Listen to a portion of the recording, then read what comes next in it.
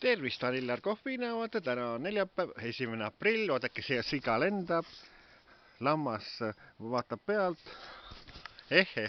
aprill.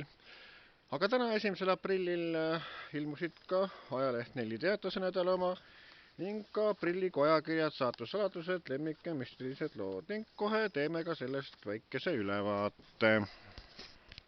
Nii, ajalehes Nelli Teate on minul seekord usutlus ehk intervjuu Tanel Kaptšenkoga, kes on keskerakondlane ja tema ütleb, et haiglad ei ole nii täis, kui räägitakse, sõnaga, et ta räägib ka sellest, et kuidas ta käis Eestimaa vabaks sõitmise,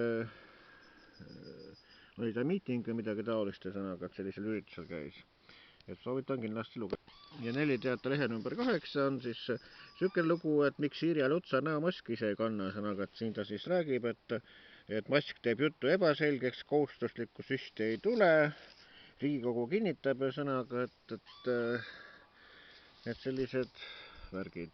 Nii, aprillikuu ajakiri Lemmik ja minult on siis intervjuu Simmo Saarega, et esimene lemmikloom oli nutria tal, et minu intervjuu Simmo Saarega on siis Lemmiku lehekülgedel 32, 33 ja 34, nii et Simmo Saare esimene lemmikloom oli nutria.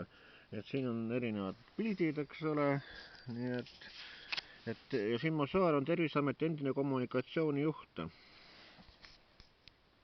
Nii, müstilised lood, aprill, ja siis minul on intervjuu Mari-Liis Paega. Mari-Liis Paega on minul intervjuu müstilistes lugudes lehekülgedel 32 ja 33. Et Mari-Liis Pae nõiaelu, et Eesti nõid Mari-Liis Pae elu on igapäevaselt täis müstikat ja maagiat. Ma olen kasvanud üles Taelamäe krati lugude ja natuke selle kratikese enda koorustükkide keskel põhjendab ta. Et saates täpsemalt lugeda.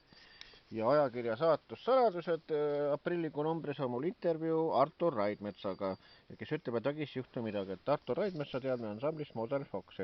Artur Raidmetsaga on mul intervjuu siis alles Saatussaladused ajakirjas lehekülgedel 52 ja 53 ning 54.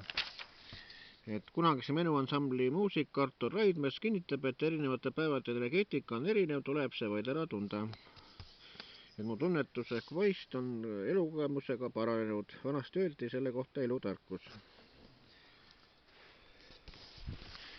Niisiis sellised intervjuud on minult siis aprillikuu ajakirjades Lemmik, Saatussaladused ja müstilised lood ning 1. aprilli Nelli Teatas intervjuu. Nii et soovitan kõigil siis nii Nelli Teatat osta ja lugeda kui ka need ajakirju sõnaga, nii et saate päris huvitavat lugemist. Nii soovitan mina, Illar Kohvinauad.